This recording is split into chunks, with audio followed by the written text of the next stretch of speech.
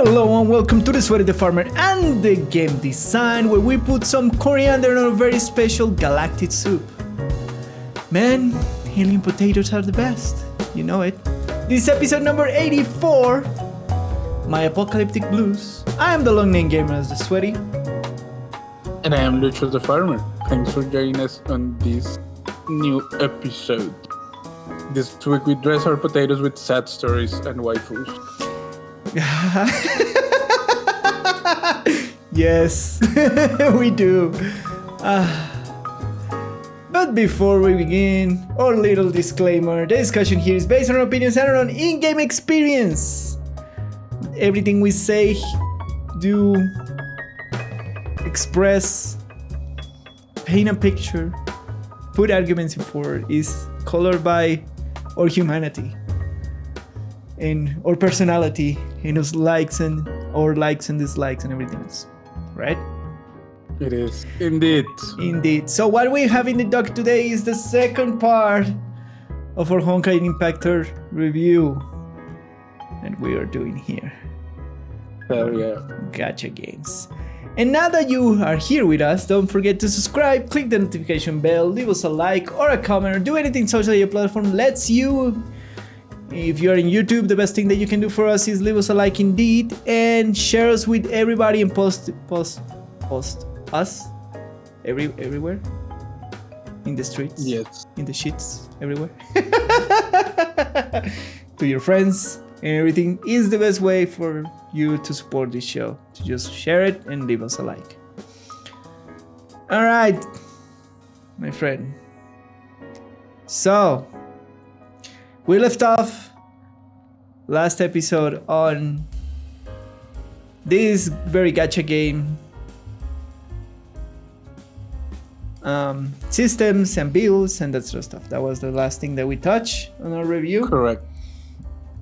From last episode, now this episode we continue with one of the most controversial things in this kind of games, because Honkai Impact the Third is what you call a gacha game.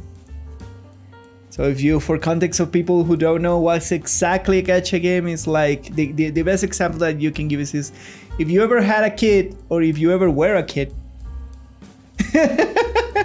when you go to the store or to the drugstore or something like that, or with your mom and you see these machines with little toys inside of eggs and that sort of stuff, and you want to get those toys, and you get like coins and put it inside the machine and you get a toy in an egg. The same as Kinder Surprise. Kinder Surprise did this a lot of times, but apparently they like outlaw that chocolate. But if you were old enough to get a Kinder Surprise, then inside there was a toy, and there's a collection of toys, and you want all the toys, and you keep putting coins into the machine to get the toys. That's the nature of a gacha game, right? I mean, that's where the term gacha comes from. That's what the term gacha comes from. A Japanese. From the machine. Japanese machine, yeah. Which give you that, and just collecting stuff. Yes. So that translates into video games that you are pulling or like opening eggs or opening boxes or opening loot boxes. Ooh. For getting characters inside the game and weapons and equipment and all sort of stuff, right? So in terms of monetization in gacha, the whole shebang of these games they are clearly designed for you to spend money, but what makes, for us at least, a good gacha game is the balance between having a player base that doesn't need to spend outrageous amount of money and having good progress without having to 100% engage with very heavy monetization system, I mean, right? I mean, the ideal scenario is that you can remain competitive in the game without having to spend money. Yes. Where basically, I mean, you have to make a compromise somewhere. Yes. Because these are still fall into a free-to-play categories. So usually the compromise is that if you put up the time, you can remain competitive in the game, whatever that means for the specific game. Correct. So those are the games that are usually considered like free-to-play friendly. It's not like yeah, it may take you a little bit longer, but you'll get to a place where you can complete activities, take part in the events, pretty much successfully complete all the stuff. Yeah. And like progress through the quote unquote end game of the game. Yes. Without having to spend money. Yeah. That's you'll find different degrees of that across the whole gacha market. Correct. So now the question is, how good is Honkai's monetization specifically? Yeah. So that's the question. And for my context, I was reading an article about monetization in free-to-play games, especially for this gacha game, and they were talking about the value of the free-to-play player. Right? Yes. What was the value of the free-to-play player? And they said that, like, for the most part, the value of the free-to-play player is not only engagement and promotion into the platform, but that the people who spend money, and they call them whales, needs a player base to compare himself to. So it's kind of a psychological effect. If you don't have any person to show your shiny things, it's not worth to get your shiny things. Basically. Correct. So how good is a game kind of having that balance is for us worth it to play or not? Like because they change the money that they're getting for you, quote unquote money they're getting for you in these games are time, right? How much time you invest to get to a certain point, and how much that time is worth in terms of money that you can put into the game and just get faster to that point, right? So, and that includes how much of the premium currency do you get, like naturally playing the game. If you ever want to spend, if it's too expensive or not, and if they are clear with your drop chances and those sort of stuff, and if they have like securities for pulling stuff, or if you will get what you want eventually when you grind into the game. Right, that's our kind of like the parameters, because there's a bunch of gacha games who doesn't give you that security, just like you can pull and maybe you will never get what you want, or you can get it, right? Yeah. So what for us does a good monetization in gacha is, my opinion is that if you can get in a reasonable time to certain breakpoints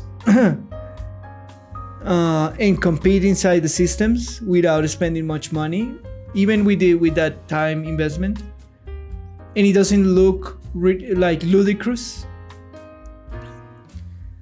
I think that is a fine. And it's a hard thing to define, because how do you measure that?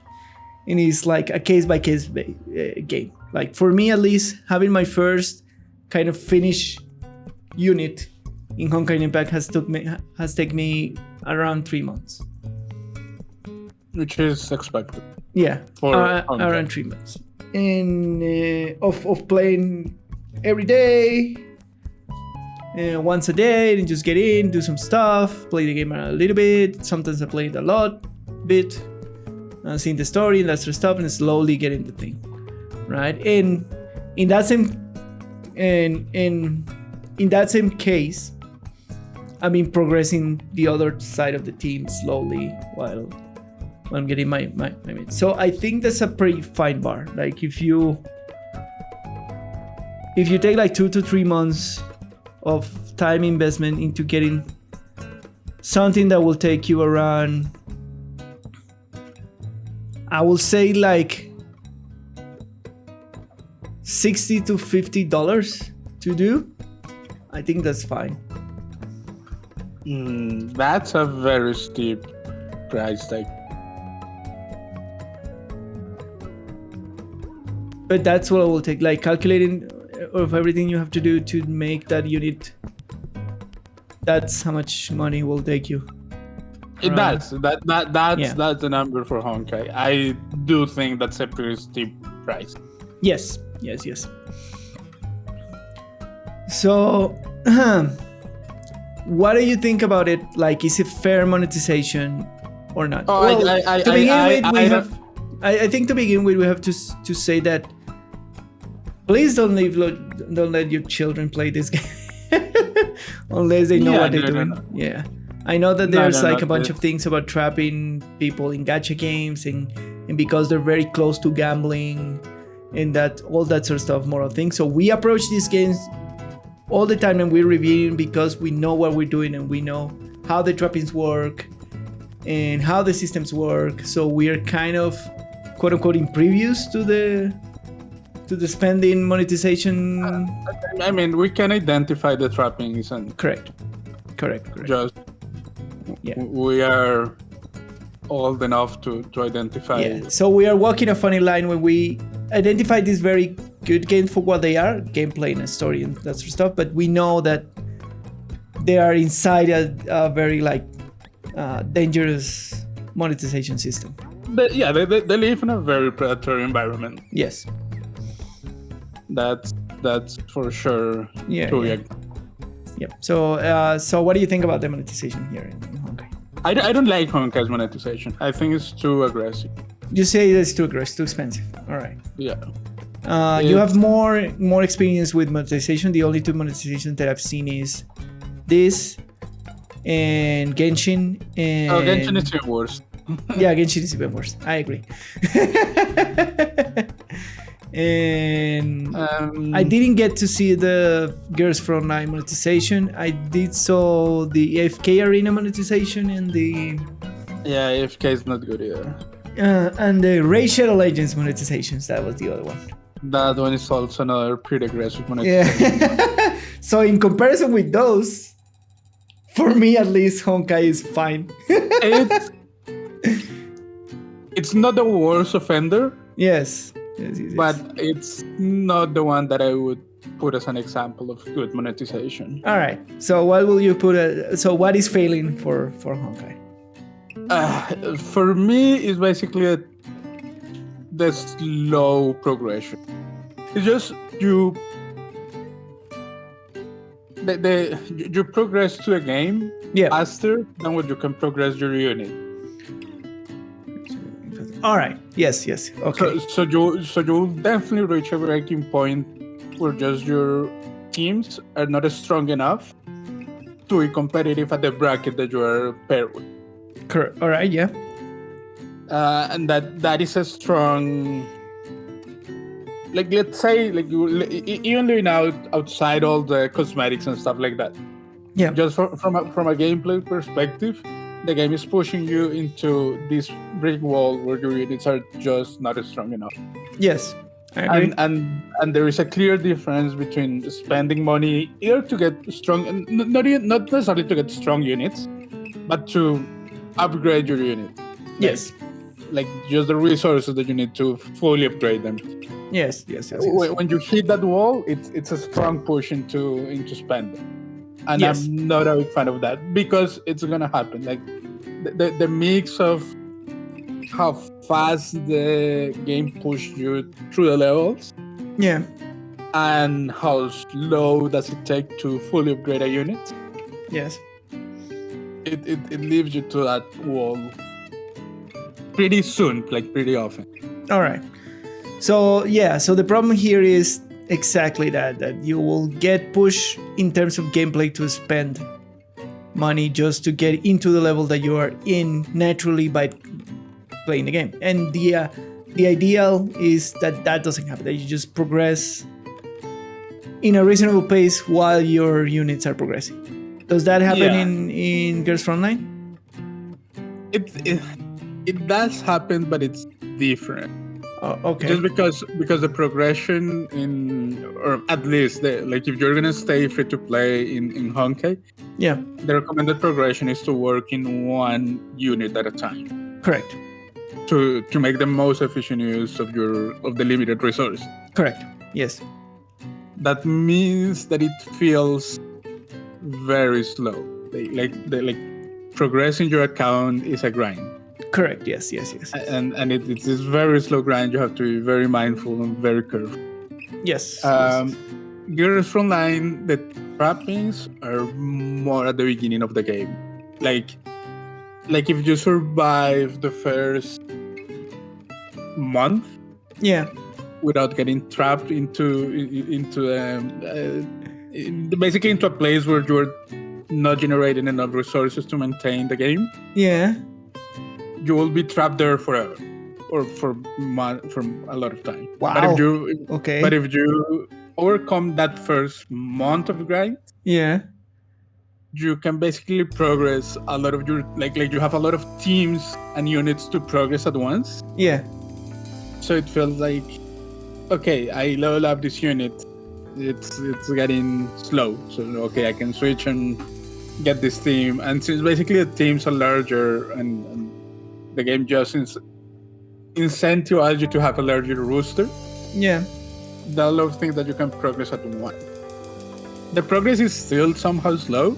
Yeah. But you're doing it at many fronts at once.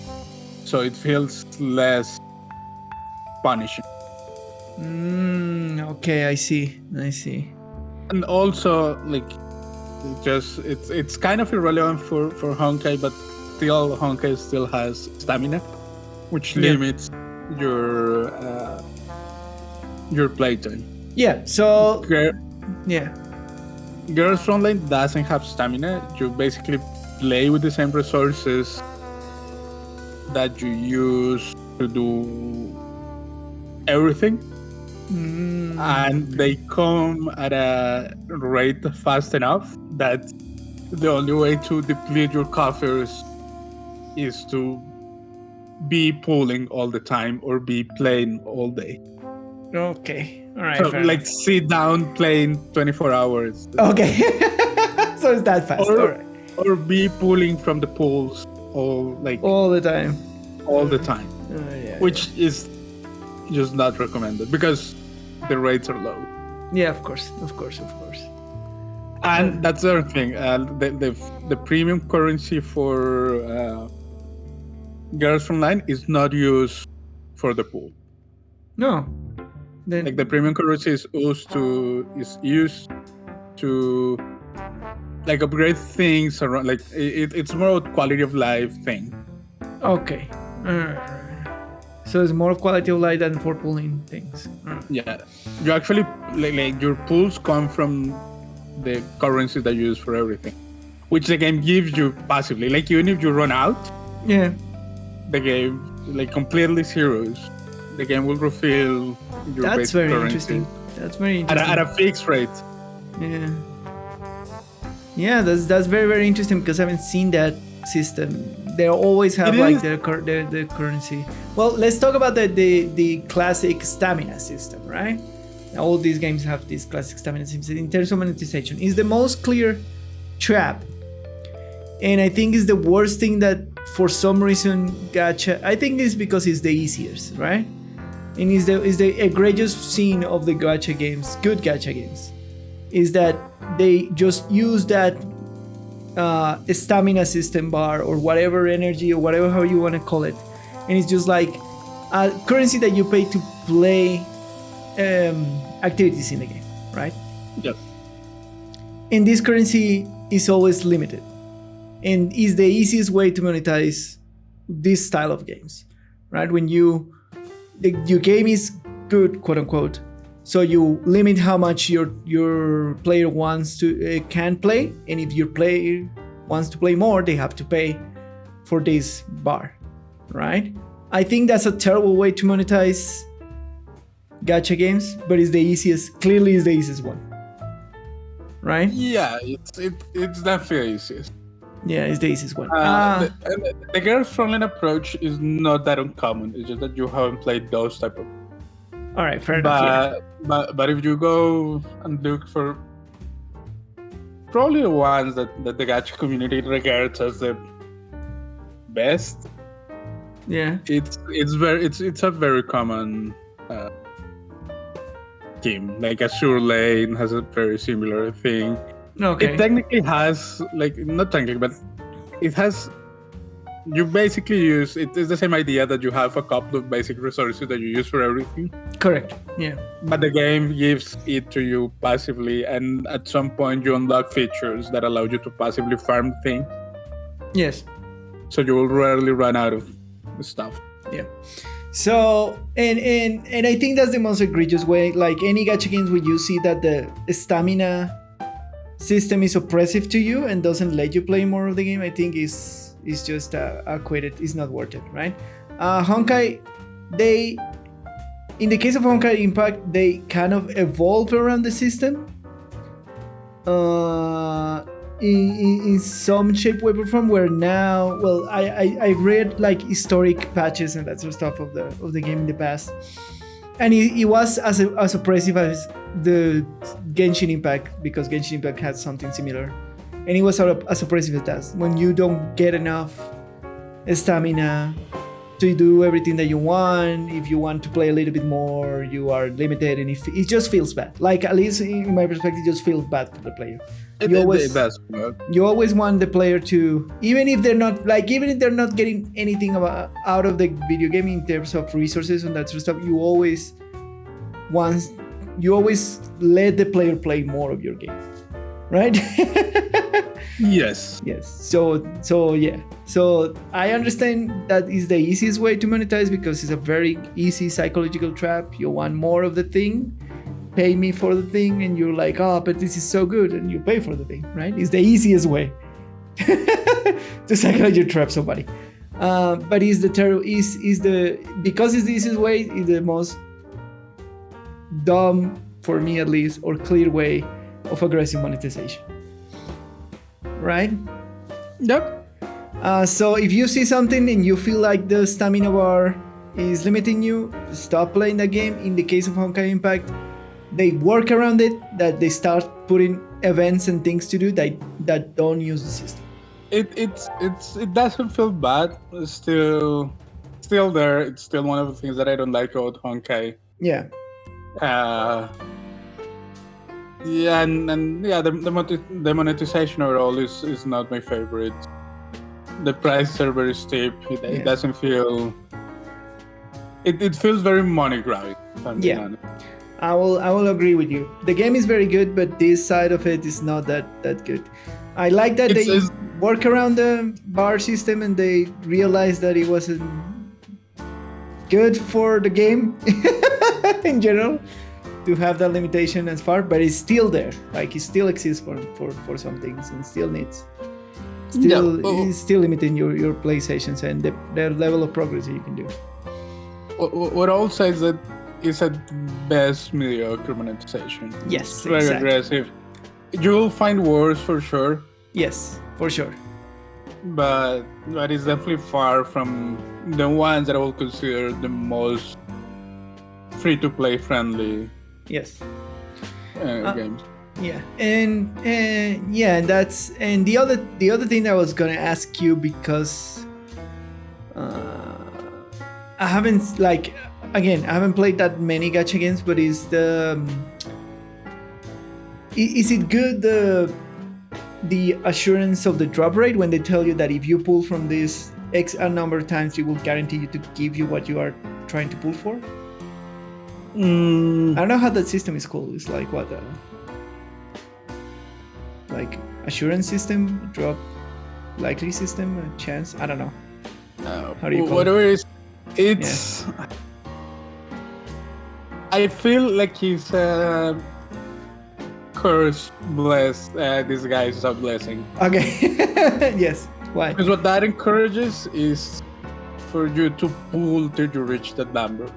Yeah. All right. Yes. So I'm pretty sure.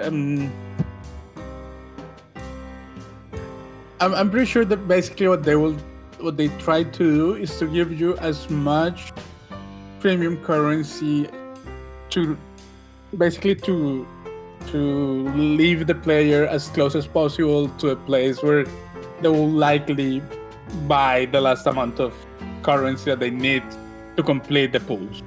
All right, yeah. All right, yeah, I see. You know what I mean? saying. So Yes, let's say you have a guaranteed of the drop at 100 pools.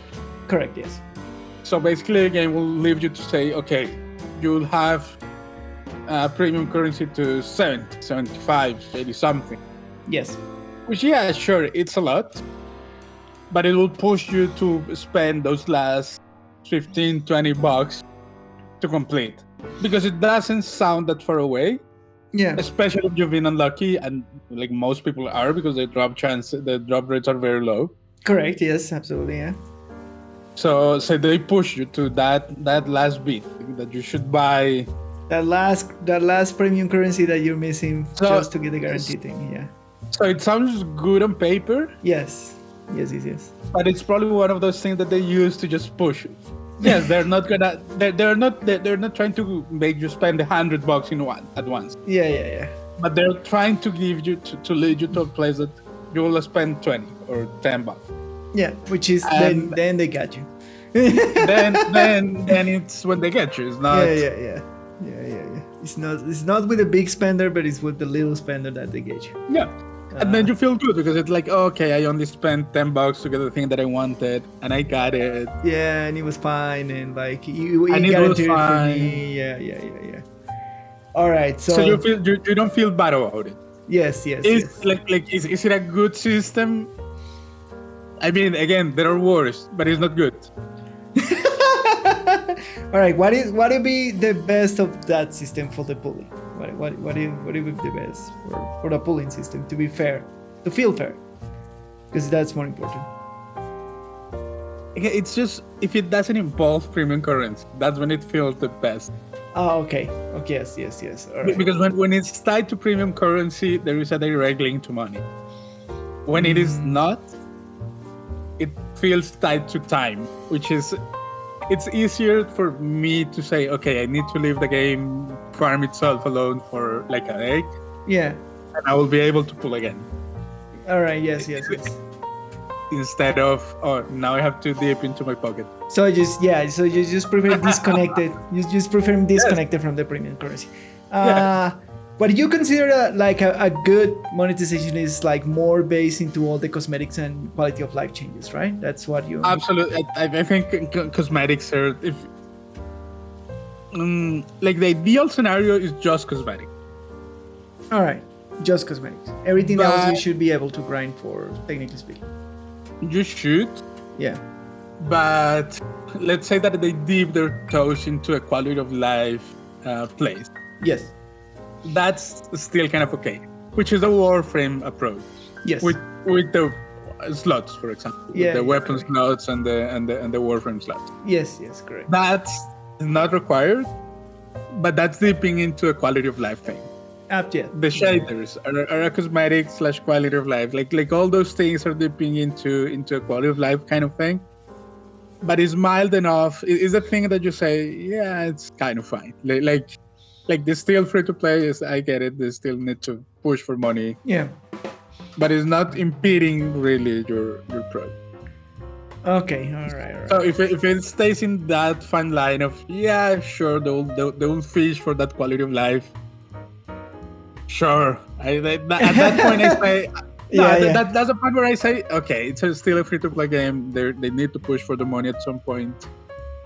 Yeah. I get it. I get I can give them that much. when it's more than that, it starts getting into murkier waters. Yeah. It's harder for me fair to enough. justify Fair enough. to offend those practices. Yeah.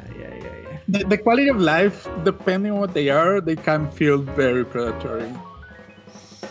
All right. Yes. I see that. It just that those ones fall into a case by case scenario. It depends how much of an inconvenience it is. Yeah. For example, in Guild Wars 2, the inventory thing, the backspace. Yeah. The workspace. Yeah. it's a quality of life improvement. Yes. But it can be so intrusive that you feel that you have to. Yes. Because if it is something that you have to take care of every 10 minutes, that's too much. Yes. Still just quality of life, but it's too intrusive. Yeah. All right. Yeah, I see what is the line. Yes. So there is a line somewhere in between where the quality of life line is, but there are many ways of doing it. Yeah, difficult.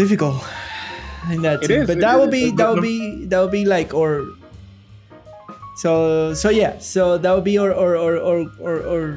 definitely golden status of like or what we want, like the pulling out of the premium currency. Yeah, I will agree with you. That will feel so much better. That will feel so much better. Yeah. Unfortunately, but still yeah. Go ahead. Still the premium currency for pulling, that's pretty standard across gacha games. So yeah. So yeah, Honkai Impact in terms of monetization, not that great. Not that bad. They are not. Yeah, not that bad, but not great. No, they're definitely not great. Yeah, they're definitely not great. All right, and on top of that, the free-to-play grind versus the spending money. So how is that in this gacha game compared with the others? Is it fair? Is it not fair? Is it kind of? How do you see it? What do you think? I think it's too slow. Like. So you think it's too sided with the spending? Yes. All right. At least for Honkai. Again, it's for the same reason as before. You hit the wall where the game is pushing you too soon. Yeah. If it was delayed a little bit more, it will feel better. Yeah. You know, like. Go ahead. Yeah, in the example is like now I am kind of starting to hitting the wall and I'm like 82% to have only my first finish unit to full power. Yep. So and technically if it was ideal, I should get there with a full team at full power. That would be ideal. So you either hit the wall later or you rush at least the first section of progress more. Yeah. For the players. So that it feels better at least at entry. Yeah, correct. Yeah.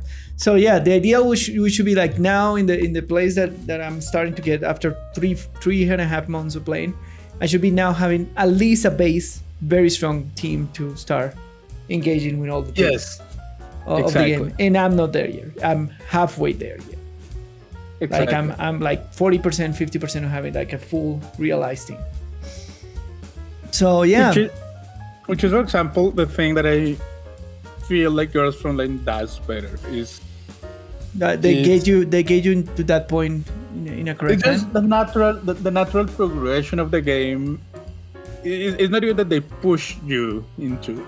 I mean, first of all, they give you units on the story. Yes.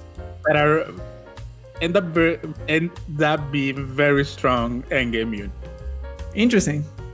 So basically, if you're careful with your choices, you end up with a very strong team that can carry you through a lot very early on. And that's what we want, right? That's the scenario that you want. That's basically what you want. Yes, you want to give the player like a team, a composition, a place in the game where they can comfortably go through 90% of the stuff. Yes. And if they do that journey with you, then they pretty much have reached the point where they're willing to spend money, like on their own volition. Correct. Yeah, that's the idea. That's the idea that we want. It's like getting you there. And yeah, again, Honkai not great. No, it's not ideal. Yeah, definitely they want you to spend on units. Definitely they want you to spend in gear most of all. Which is one of the hidden expenses. And because the gear and the weapons make a huge difference on the performance. Absolutely, and getting the gear by grinding the game is super hard. Like it's super grindy. It's a slow grind. Yeah, It's a slow burn. super grindy. Even compared to getting the actual units to the level. Yep. No. The gear grind is the real. Yeah, is the real hurdle too. Yeah, absolutely.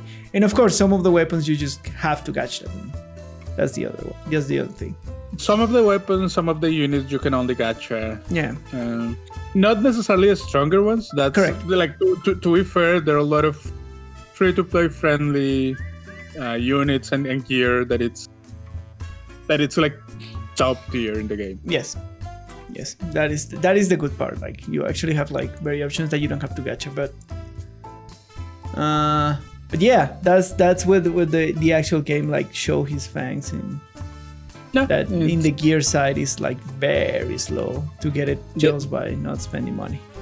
The gear grind is a very, very slow grind, and that's where I feel Genshin or Honkai will benefit a lot from giving you a stronger like mid-game team.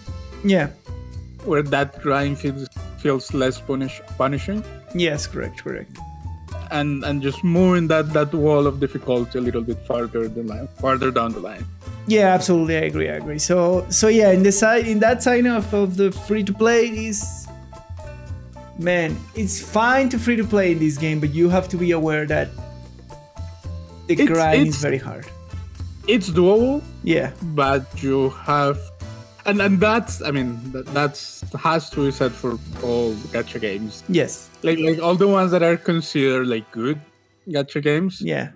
Are very free to play friendly. Like you can do it, but most of them you'll have to be careful and you'll have to look for recommendations on how. Yeah, you have to be very aware what you are trying to do. You have to be very focused and what you spend or not to spend, and you have to do your proper research if you want to be a successful free-to-play game in any of these games, basically. Yeah, right? that's because you have heard it in the internet like countable times where people like ruin their accounts in the free-to-play because they took a bad decision, then spend all this stuff, and then the grind multiplies. There are a lot of games that were one mistake won't break it, and those are the good ones. Yeah, correct. Yes. But yeah, definitely Honkai Impact is in the side of they want you to spend money, and people who spend money has a clear advantage of getting gear that does a lot of difference, makes a lot of difference in the gameplay. It does. Unfortunately, but all right, now that we talk about the hard part of the gacha game, which is the controversial part, which is the monetization and all those trappings and that sort of stuff. What about the endgame activities? That is what you're doing what you're building units and that sort of stuff. So the two main endgame activities of Honkai Impact is Abyss, which is a weekly rotating series of arena floors with a modifier. That is Abyss. Yes. So waves of enemies with a modifier with a boss in between, basically. And then you go with your team and they show you, all right, this modifier is they don't take much elemental damage, or they have a more health than normal, or they have this special shield that doesn't let them take that much physical damage, etc., etc. And then you go through all those levels, and at the end you win points, and then you have a final encounter where you gain extra points beyond of what you did. So technically speaking, how it works is you go through all the floors, and if you're successful doing all the missions, you will get a standard point, and then you get like a last level when you get extra points, and then you participate in a leaderboard with 20 people. Correct. In your bracket. And depending on where you place in that leaderboard with 20 people in your bracket, you will get your prizes. And that includes premium currency. Yeah, that's and it ends up being one of the more efficient ways of grinding premium currency. Yeah. So technically speaking, a lot of people don't like Honkai Impact because of Abyss, because they say that it's too competitive, and you need a lot of time to be successful in this system. That's the big complaint that I've heard about Abyss. And when you start playing Honkai Impact, you have to have in mind that it's a quote-unquote PvP game because you're competing with other people in the ladder. It's because the ladder takes a very central place on the premium currency grind. Yeah, correct, and that's the reason. So what do you think about the Abyss as an in-game activity? I mean, it's like purely as design activity, it's fine. I think it plays to the strengths of what the game is, like that. Correct. That horde slashing, hack and slash gameplay. Yep. Is very satisfying. Yep, absolutely. It's very engaging. There are a lot of things going on. It serves the purpose of like triggering stuff and triggering stacks and all this stuff and your debuffs and the way that you design. So gameplay wise is very successful. Absolutely, I agree. Yeah. Like the whole ladder thing, I like ladder type competitions. Yeah. And those are the ones that I enjoy the most. Cool. It is very competitive. For Indeed. Sure, and people feel the pressure, especially because of the premium currency again, which I don't know. I don't mind that much, if I'm being honest. Yeah. Funny enough, I thought I was gonna mind this system, but I don't. It's more because I understand at what point of the game it's. Like I've been all these days that I've been playing Abyss, I've been the ranking. You're like, go down a division. Oh yeah, go down another division. But I understand why. Because of what we speak before, that my team is not ready to actually keep on the division their place. I'll be the rank until I get there. Yeah, it's weird just at that we'll just go up and go down, go up and go down. Yeah. On rankings. Yeah. And there is like the only way to accelerate the climb is by putting money on. Yes, correct. And of course there is 1 week because I decided to build as my first team a pure physical team, physical damage, because it's kind of like the more versatile to do everything in the game. Because elemental are very like, this is weak to elemental, and if he's not weak to elemental, the damage that you're doing is like very low. So there is weeks when I do nothing on Town Arena. But there is this 1 week when they are like my elemental team is better with the modifier. The enemies take more physical damage. Sorry. And it feels great. It feels great to like the team functions properly. You see the enemies being deleted. It's not a struggle. So yeah, I think it's fine. I think you have to go when you hit that point where we are, like around level 70, between 70 and 80. So you have to be aware that the game, because of what we talked before, the game, you are not ready to like keep a steady, because that's the idea of Arena, that you keep a steady position on the ladder, so you know that you will get that premium currency, that certain amount of premium currency every time that you do the Abyss. That's the idea of the Abyss, right? That's what they grind. That's the ideal scenario, Yeah, that's the ideal scenario. So when you hit that point, be aware that you will derank like crazy, and the amount that you will get of premium currency is not gonna. Don't count on it. I think that's significant. Like. Yeah. And we'll be there. Like we'll be in that position for a while. Yeah. Till you at least get like one stronger thing, and then start building a secondary team for different weeks. Yeah. Then you will start to think, all right, what is the meta? What do I have to do to like keep in this rank? And I know that I will get this currency every week, and you plan for it. I think that's the point that Abyss. And in that way, I think the activity is engaging. Right, it makes you think about the game and the modifiers of the week and what you can do and what you can do to keep yourself in that position, right? Yeah. I think I like it. And it gives you enough variety. Like sometimes you just are arenas, sometimes you are like arenas and bosses in the middle, and sometimes you're just a big exploration with a bunch of pads, and that's it. No, the activity itself plays to the strengths of the game. Yeah. All right, now Arena, which is the other side. which Arena doesn't give you premium currency, but it gives you this other currency to buy closer to premium units. It's Arena is the place where you should farm for the harder to get currencies. Yes. To get the stronger units that you can farm for. That's correct. Basically. Yeah. So it doesn't give you directly premium currency, but it gives you power in the things that you can buy with the currency that it gives you. It's the one that gives you the most, for sure. Yes. And how does it work, Arena? It features 3 bosses for now. I don't know if I get to level 80, I will get a 4th boss. I don't know. Yeah, I'm not sure. Because we start with 2 bosses, right? Yes. And then after you get to level 70, after you get to level 70, you get another boss.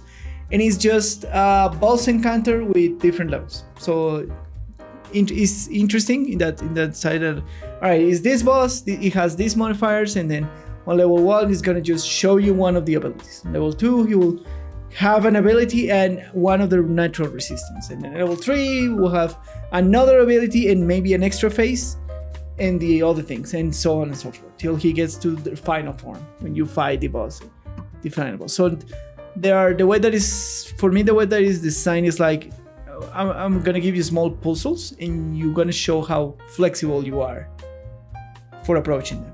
I think that's the idea of Arena, because you will need a different composition of team for each of the Arena encounters. Yeah, you'll need that. Like you need to plan and build a team for each boss. Yeah, and there is where your account will say, "Oh my God, you're so free to play." This is where it shows more, because the actual game is pushing you for you to have all these different kind of teams and be all this flexible stuff, and you are not prepared or equipped close enough. Like at the beginning, when you have 2 bosses, you can kind of force it. You can go, you can go with the best unit and do the 5 stages if you're careful with the mechanics and kind of force it. But after that, after the 3rd boss is open, no. If your team is not proper for the task, you will get destroyed by the 2nd or 3rd phase. I mean, I like that design. Yeah. Like as an activity. That it pushes you to use different like combinations and that sort of. Yeah, I like it too. Yeah. And that it forces you to, because that's the place basically that forces you to learn how the game, how the RPG works. Yes. That's where you learn what the team compositions are for having good supports is important. What being a support means. What role they play in a fight. Like I like that design. I think it's good design. It's just It's just that it's a place where you're gonna feel the free to play more. But as an as an activity design, kind of on a vacuum, I think it's a good activity. Yes, I agree. 100%. Because it services the game, like it services the deepness of the game. Yes.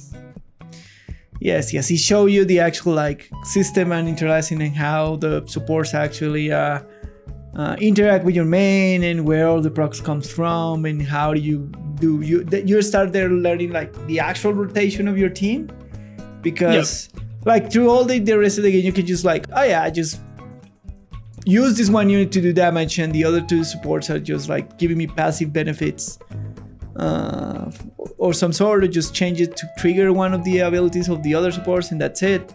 But here you have to understand like how to do proper rotation, what abilities I should hit, what kind of combos, and then what unit should I change to like actually get benefit from it. So it forces you to explore the entire RPG system of the game. So it forces you to learn the actual mechanics of the game. Yes. Which, as we have said before, that's good. It's just that it shows you that you're not in a good place. That's not a pro. Like it's fine. Like it's fine if you reach that point in any game. because it's basically will direct you to where you need to go. Yeah. It's not a problem. Like what we're trying to say, I think, is like it's not a problem of the activity. It's a problem of the progress of the game. The progression. It's a problem of the monetization that makes it feel bad. But as an activity, as a design, is but the activity is great. So I think for this, like, I think we'll say that Honkai Impact 3 has great in-game activities. They sound simple. Yeah. But they are complex enough for what the game is. Yes, correct. And that's all they actually need to it. Like they need to work for what the game, for what the type of the game the game is offering you. Yeah. And these two do, because it's at the end of the day, it's a very simple game.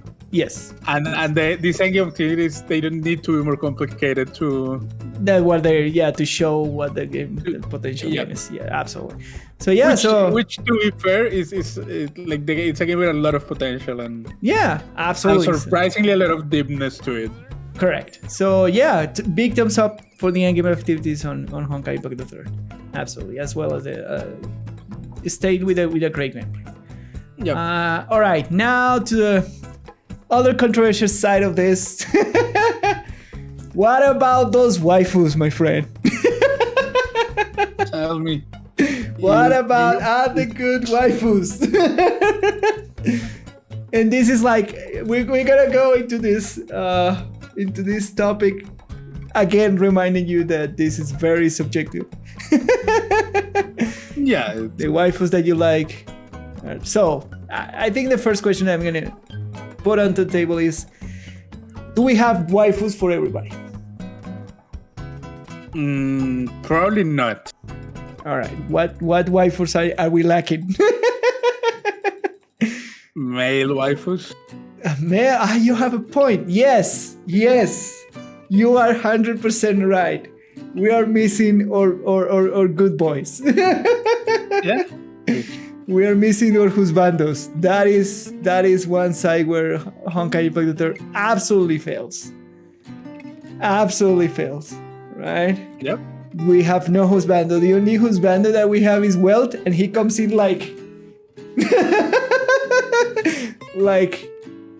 far into progress. I mean, there are some on the stigmatas, but that's not. That's not the central. Like actual characters, actual characters in the story. The only one that we have is Welt, and the only other one that, of course, is gorgeous is Otto. But he's kind of the antagonist of the of the story, so not qualifiable. And of course, we have one try in the open world, in the future open world. Yep. Yeah, and it's weird because the game kind of like kind of supports it because it says that is that the male Valkyries are very rare and they don't have the potential to carry the Honkai energy, blah blah blah. The only thing that tells me is like, we don't want to do husbandos. We're a bunch of dudes.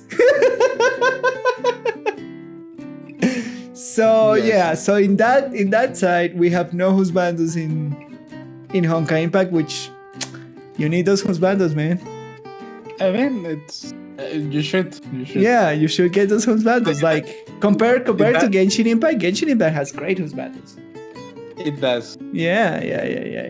So fail in the side of the husbandos. Absolutely. It is a fail. Absolute fail. All right.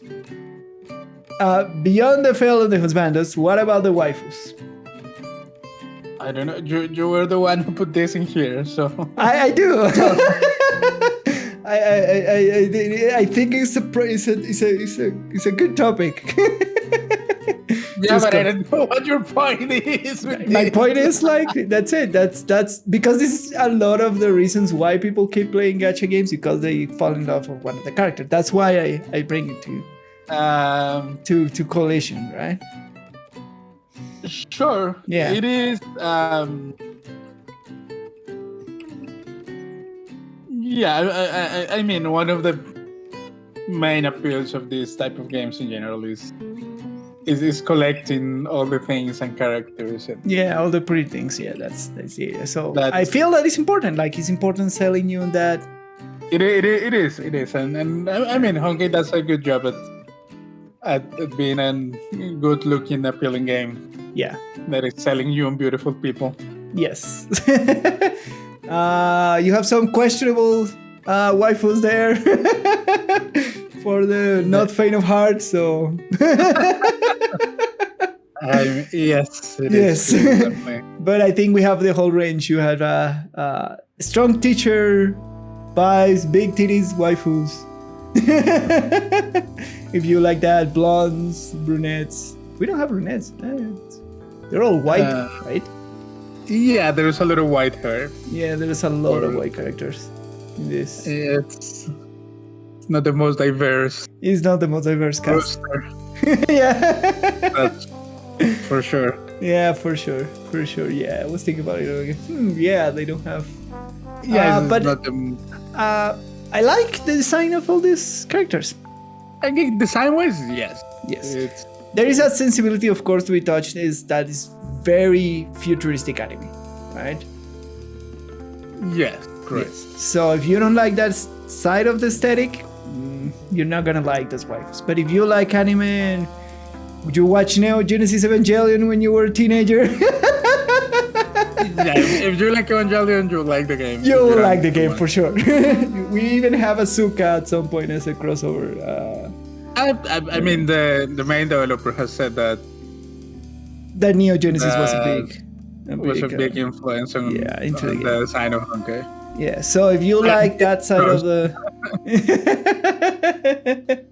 It's true. yeah, so if you like that side of the thing, absolutely gorgeous waifus everywhere with the design of the aesthetics and the clothes and the weapons and that side of stuff. Pretty. Even like characters that I don't like thematically that much, like Durando. Yeah, the one thing that I will say is that is the least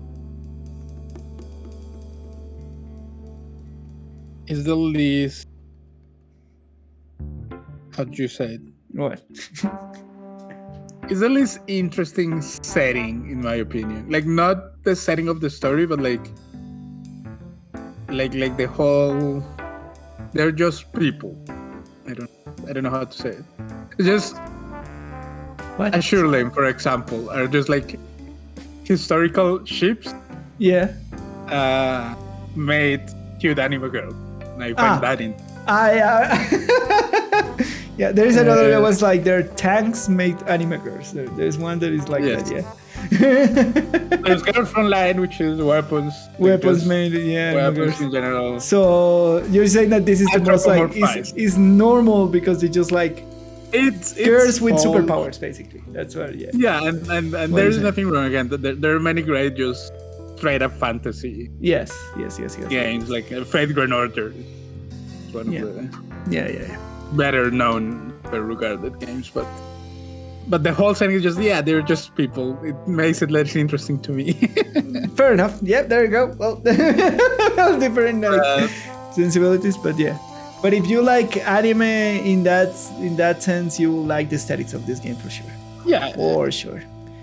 All right. So in the heels of that, what about like the character developers? They're pretty. Can we fall in love with their personality? Is the next question then.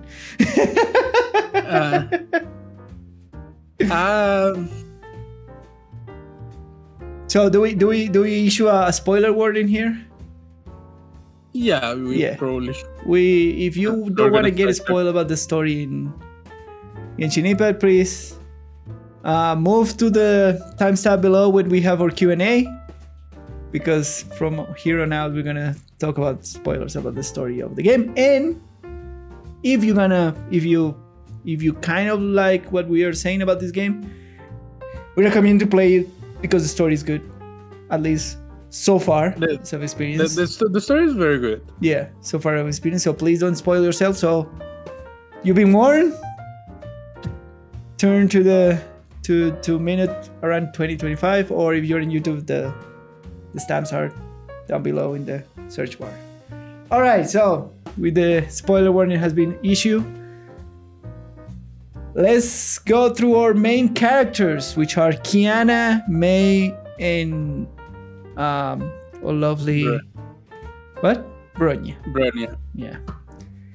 So, what do you think about your main character, which is technically Kiana, right? I mean, I like Kiana. Kiana's fine. Yeah. Like the hair story is very well developed. Yes.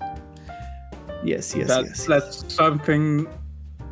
I mean, Kiana is the mascot of the game. Correct. Yeah. It's the first one that you see when you begin the game. It's the first one that you play. Oh, it's the one that appears in all the promotional. It's the one that appears in the promotion. You're right. She is the mascot of the game. She is the face of Honkai. And her story is probably the best developed.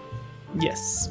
Both in-game and on supplementary material. Correct.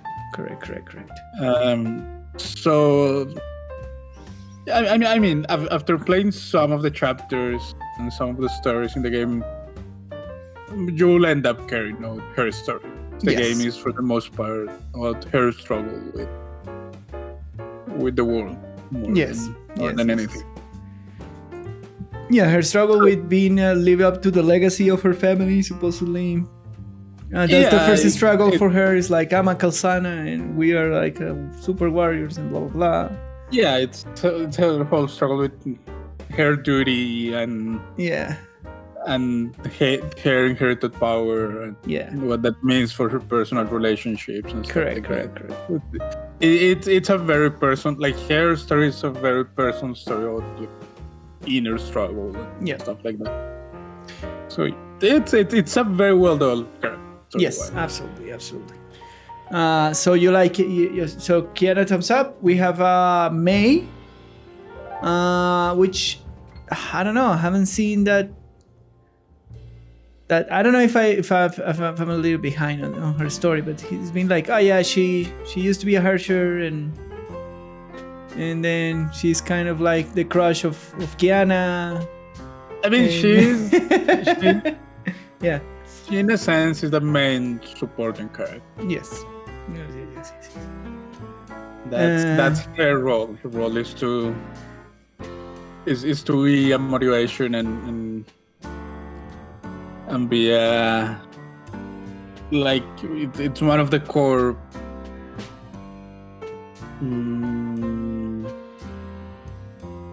like story devices for Kenneth story. Yes. And her whole thing is like she struggles with controlling the Herrscher powers, and she have like a bomb planted on it, something like that, in case that she lost control, and Kiana wants to save her. It's like and then after that she wants to save Kiana anyways. Yes. So yeah. May hasn't is like kind of normal, like hasn't May. So that intrigue, to be honest. It just her character has been developed around Kiana. Yes. Her character is kind of fodder for Kiana. Yeah. Like, for the emotional punches of correct. Kiana. It's kind of one-dimensional in that sense. We're being honest. Yeah. But I don't know, but people like it. But people like it a lot. Apparently, there's like this huge thing about May, and that a lot of people like her. It's very, but the story-wise is very sadly kind of one-dimensional. Yeah. All right, and finally we have our last protagonist, which is Bronya. Man, I've been playing like the last chapter of her story when she becomes the Herrscher of Reason. And I've been liking more and more this character.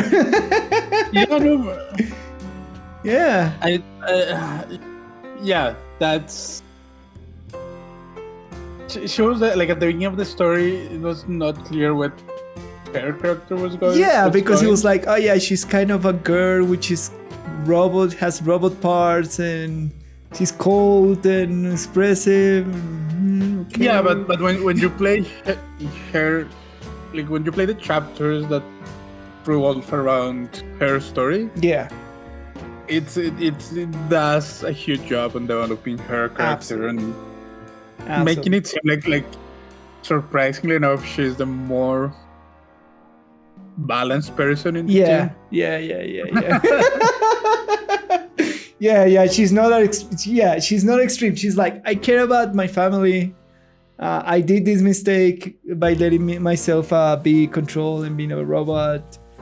This is my personality. I know that I cannot feel, but I still care about all the people around. And I just want to save people and keep them safe. She's somehow more mature character. Yes. And it's interesting because I was thinking about like, is this character development around the idea of the character in terms of mechanics? Because the idea of Bronya is being a supportive defensive character in all the different designs that she has, right? Most of them are. The majority of them, and their character developer, her character developer, as far as I've seen, is that nature of like, I want to protect my friends, I want to save them, I want to keep my family nice and not being violent. And has this like very tragic backstory of like an orphanage, a Russian orphanage, which with all these bad experiments and weird shit going on. But hey. But yeah, I think except for Mei, all three main characters are very solid. Yeah, I don't know if they're gonna give more characterization to Mei in the future. Maybe when she apparently at some point in the story she comes back to be the Herald of Thunder or something like that. I don't know. Yeah, I mean she gets more story element further down the road. Story. Yeah, fair enough. But I think they're good characters. Those three. Yeah, like the main cast it's very appealing, very and the other side characters are. Yeah. What about? That was the next question. Is like, what about like we have good solid main characters? What about their antagonists, which is the Honkai forces, which are the monsters, and then the Otto dude. Otto's a very good antagonist because I mean he's just involved with everything. Yes, so. It is the weirdest thing ever. All right, let's we have to try to put in the context before getting to Otto, because he's involved in everything. I feel like we have to like talk about the other side characters. I'm talking about like Teresa and Himeko. There you go. And Durandal and Rita and yeah. So Teresa, which is just a peculiar character because she's supposed to be a immortal clone, 12-year-old clone. Yeah, but like story-wise, that is supposed to be the mother, like kind of the principal, like the mature character that takes care of all the other Valkyries. I mean, she's the mother figure. Yes. Like on the stories. Correct. But she has a lot of light, like development, like a lot of funny stuff built around her character. Yeah. Like the fact that she doesn't like being tell that she's old or yeah but she likes like old people things. That's the funny part. She likes old people things. yeah. It's all of that is played for laughs, but like her role in the stories is that of the mentor, like the and it feels and weirdly it feels kind of like it, like she always have like. I mean, she like if when you pay attention to the story, she does fulfill that mentor role. Very, very well. Yeah. She's also but like it won't come across if you don't play the main story, because for the most part she's played for. Yes, correct. It comes more across when you play her story in the optional chapters. Like there is this side of the main story that they're kind of optional chapters, and they go deep into these side characters, Himeko and Fuhua and all those. And is kind of the meat of these side characters more than in the main story. Yes.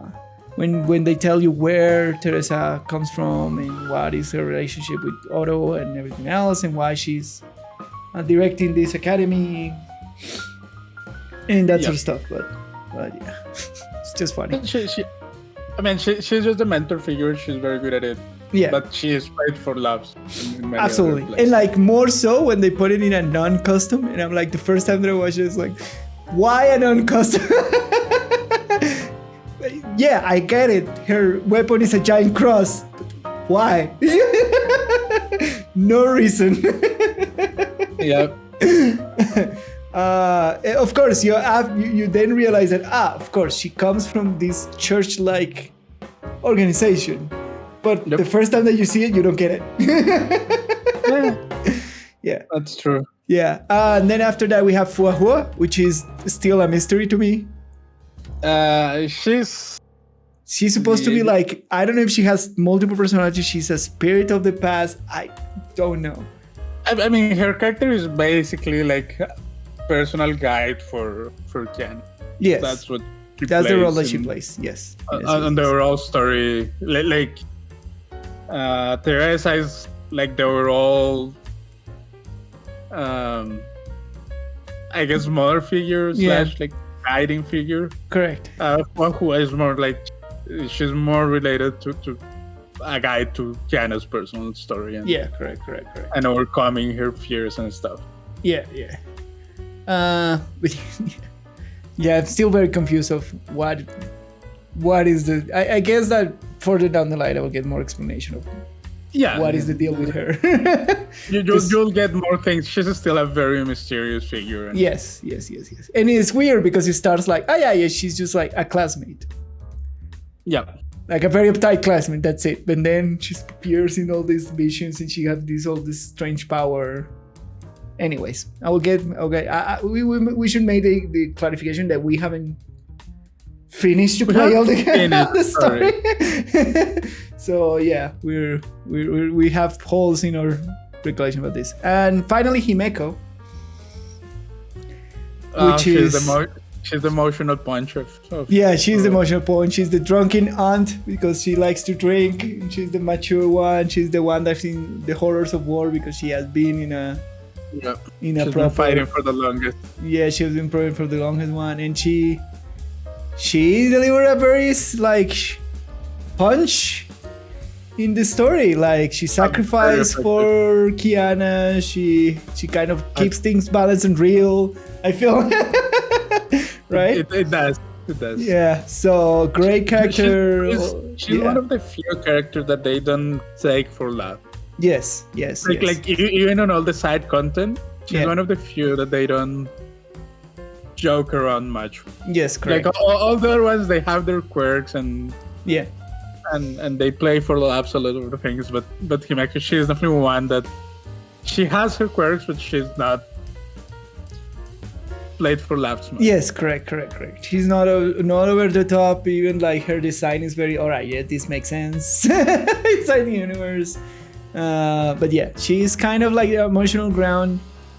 She gets sacrificed very quickly, and you feel it when she gets that sacrifice, and you are there with Kiana. Like, it's a very good story. Yeah, it's very good storytelling.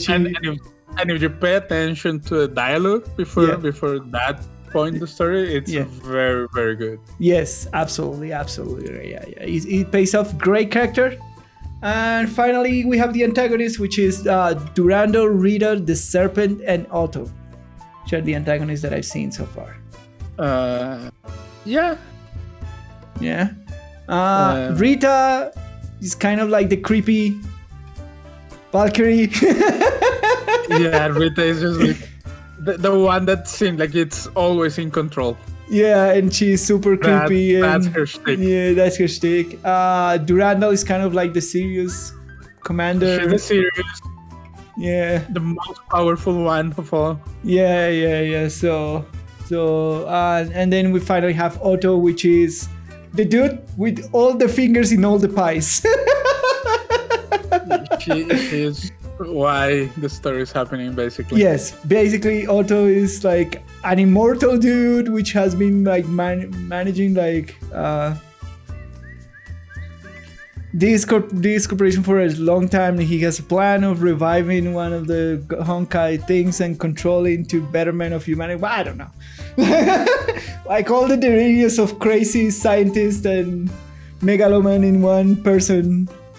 I don't know. It's weird because they give him like Honkai has this, and it's very difficult to relate to this antagonist because he's so like everywhere and like he does everything and. I don't think from a storytelling perspective you're supposed to relate with him. Yeah, but it's just a crazy dude, basically. It's a crazy antagonist. Yes. He's just supposed to be like the source of all not the evil, but like all the things that are happening. Yeah, the source of all the events and everything that's happened and all the disasters, and nobody knows what is his final plan. Everybody suspected, blah blah blah blah. And then we have this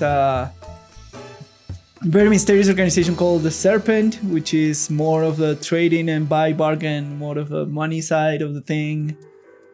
It's more than that. And information gatherers, so like, yeah, kind of a secret information gathering organization, kind of thing. It is, but it's more than that. Yeah. And then we have the rest of the supporting cast, which are the scientists. Tesla and Einstein.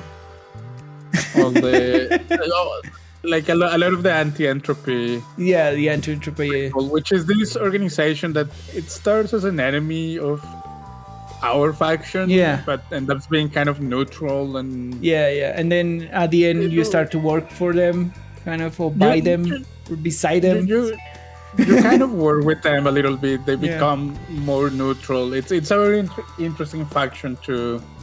Yeah. Basically, what they do is with them is explore like the grayest areas of the story. Correct. Yeah. Like just they were whenever they want to portray something that lives in like this is not clearly neither good or bad. Yeah. It's kind of the role that anti-entropy plays.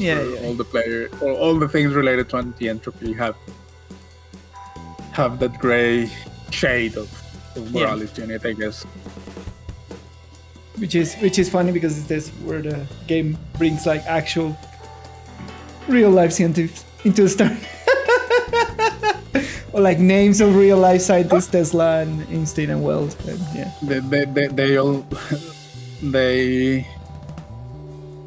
They take a lot of these historical figures and they make them cute anime girls and they put them in the. But yeah, great. I think the character though is very good as far as. I think it's clear that the story of the game is about Yana. Yeah. Which is fine. Yeah. I think the game does a very good job at delivering emotional punches. Yeah. While still being, for the most part, very lighthearted. Yes. And fun. Yes. It strikes a very good balance at that. Absolutely. It's very good. But if you are in there for the emotional punches, you get to care about this character surprising. Yes. Which again is something that a lot of people don't expect from this kind of games. Yes, that you end up like with good. Go ahead. Sorry. No. But it delivers on telling a somehow compelling story. Yes. And all right, to close or deep dive, what do you think about the storytelling of this game? All the pace and the chapters and the animations in between. That one thing that should be said is that all the animations are very high quality. Are great. They're great. And we say this, and a lot of the community has been requesting for years that they do an anime series based on the universe. Because their animations are very good. Like the takes and the direction and the animation of this of the stories are very good. Very cool. I was on all seeing Bronya become the Hershey of Reason. That animation cutting is very good. Holy Jesus. The music is very nice. Amazing.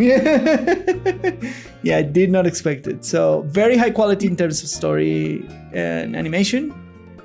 And you don't expect it. You definitely don't. That's also one of the...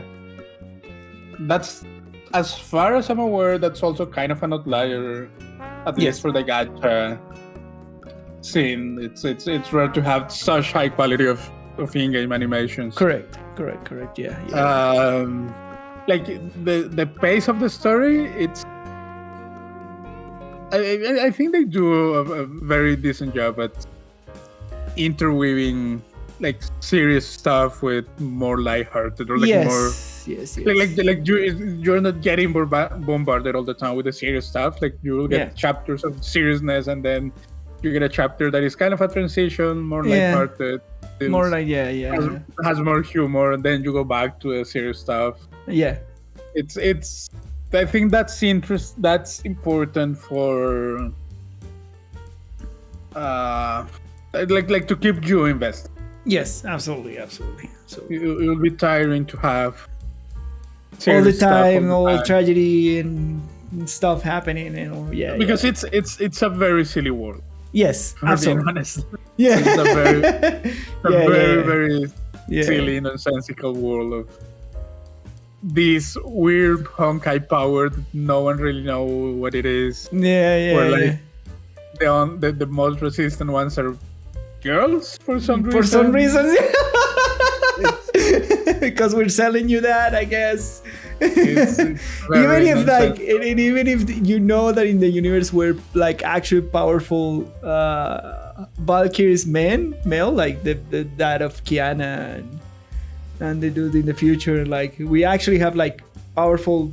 We suspect that Otto was a Valkyrie at some point or have something to do with the power of the Honkai, but it's clear that the intention is like we're selling you like cute anime girls with superpowers, so don't complain about it.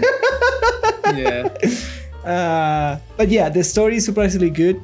Even the expansion chapters are surprisingly good, and they have their own CG animations and their storyteller punches, and the in-game dialogue is cool, and it keeps the story going. One of the things that it's worth mentioning is that all the they do, especially in the newer chapters, like all the chapters have like this extra chapter thingies that they use to build the events around the main. build more the context in the world and that sort of stuff. And that they do a very good job at that, surprisingly. Yes, absolutely I agree 100% with that. It's well received and kind of unexpected. So big thumbs up. This will be like one of the big reasons why I recommend this game. Like it's definitely a very good story. Very good story, very cool characters, very interesting story. There is a bunch of like I want to know more, and I'm like halfway through the story. So it definitely kept me invested into the game. All right, I would agree with that. So with that said and done, that's it for a deep dive this episode. We move to our audience questions and feedback. Remember, if you wanna ask your burning questions, leave us a comment down in YouTube. Don't be shy. If you're shy, then you can contact us directly through our email accounts or to our Twitter accounts that we promotional all the time. You have all the links in the description below of your YouTube again, or you can hear them because we say them at the end every time. Yes. So find any way to communicate what your doubts are, your existential crisis, and everything else. We will try to respond it here. So our first question of the week is: what's your experience in mobile and gacha games in general? So inadvertently we answered this in this episode, but for me, I play Genshin, Honkai, Mobile AFK Arena. I play Senseiya. I played Raid Shadow Legends. I played the different kind of these runny jumping games in mobiles. Yeah, kind of these very runny jumping games in mobile. I play kind of a style of asteroid. No, it's not asteroid. Like you're a ship and then you have this perspective. I don't remember what is the name of those games. Kind of a kind of up scroll shooting ship game with upgrades and that sort of stuff. And nice. I play a lot of Sudoku in my phone. Is the other thing. Fair. Yeah. And I play Dota on my phone and Hearthstone. That's kind of my experience on mobile games. Yeah, I have played many. I have at least tried many gachas. You're right. I don't play many at once. I usually stick to Girls Online and some other at once. Yes. But I have tried many. I have tried many of the ones that people consider like the larger ones. Yeah. Like Fate Grand Order, Azure Lane, Honkai. Genshin. You play Genshin, right? You try Genshin. I did play Genshin. I played Genshin for a little while. Honkai.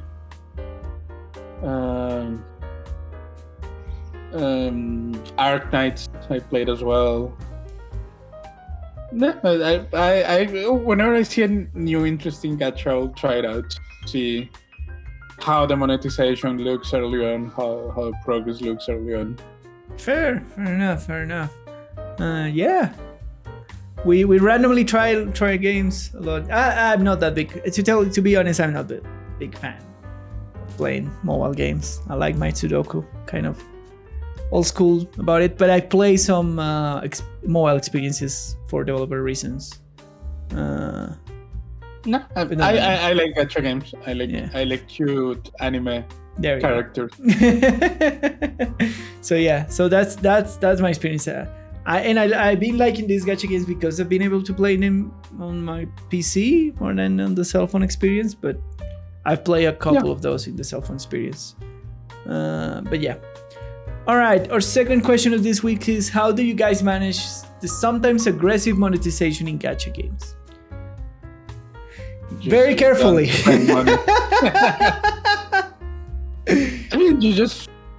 In my case, it's you just don't spend money at that. Kind of you have to have the resolve to say, I'm not gonna spend money on this. Yes, I think you kind of have. Yeah, I think you hit the nail in the coffin. You hit the nail in the head. We kind of know this market because we've been in very aggressive monetization environments, and we know how they work, right? Yeah. So that's why we feel confident to approach these games and kind of experience it, knowing that we are not that previous to the classic like gacha trappings and that sort of stuff. But yeah, you have to be conscious of it all the time. You have to go with the mentality of, I'm not gonna spend money. Yeah, I'm gonna ignore anything that says that you want to spend money. And the more aggressive ones will just put it in your face all the time, and prompt you to spend money, to buy premium stuff, premium battle passes, all that kind of bullshit. Yeah. And you just have to go in with the mentality of saying, I'm not. Yeah. And that's how I approach it. Yeah. We are not in previews. We have spent some money here and there. But still we know how they work. But it's not for everybody. Again, if you are approaching this kind of game, you have to be very clear that take the decision from the beginning. All right, I'm going to spend money in this game. Do I have the money to spend it? All right, I'm going to spend money in this game. Or be very clear about like, all right, I'm not going to spend anything in this game, no matter what do I see, no matter how much the game offers in me, no matter how much discounts do I see, etc. Right? That's kind of the only safe way of doing it. Just go with a clear goal. Yeah, of not and I feel, I don't know. This maybe is gonna sound like very petty or something like that, or very high and mighty. But I feel that you experience the real intentionality of the game if you go for free to play in these kinds of games. Yeah, I mean, yeah, it's kind of easier to attack the trappings. Yeah. When you find them by yourself. Yeah, exactly. It's easier to see the trapping. But again, if you had a problem with gambling, if you cannot control yourself and have this, there's nothing wrong with you. Normal. No. But try not to approach this type of game because you're sure you're going to like fall into these multiple and sneaky traps that this game puts in you, because it's not. It's not that no, you're so foolish. It's clear that they want you. No. These games will manipulate you psychologically, will invest you in them, and we will try to get you money because that's their goal. In the most aggressive ones, that's their goal, that you spend money on it. Of course, there's the other side of the coin that we have mentioned here much time, that if you feel grateful with the game, you can spend a little bit money on it. Yeah, there's nothing wrong. Like as far as it doesn't become as far as it doesn't become a vice or you spend too much money on it. But yeah. All right, my friend. I think that's it for this episode. That's all for this week's episode. Yeah.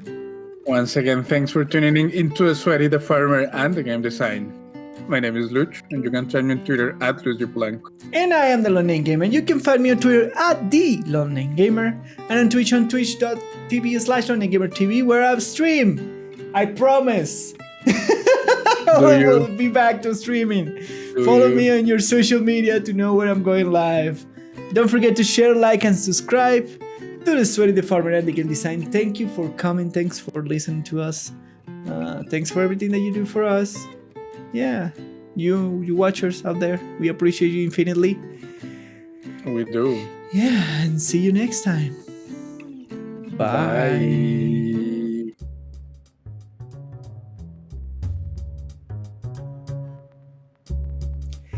And did you know coriander has been around for centuries and is believed to be one of the oldest herbs used today?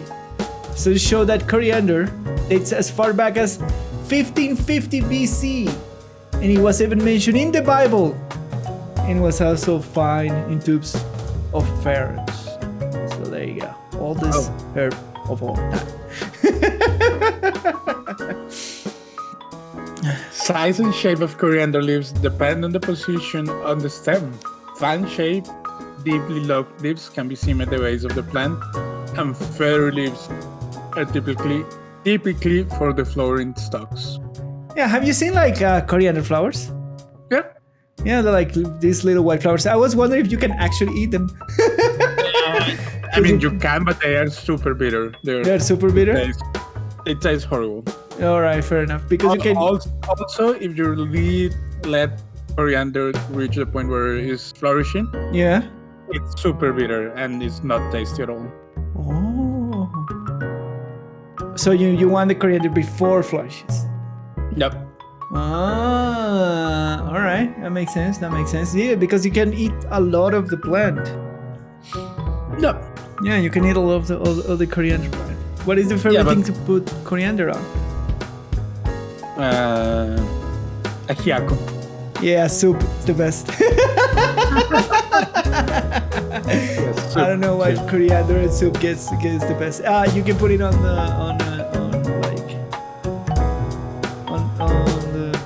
it's not a heat. It's like it's like a spicy thing that you put on empanadas, man. It's like a type of a heat, but it's not. I don't know what the name would be because it's an actual preparation with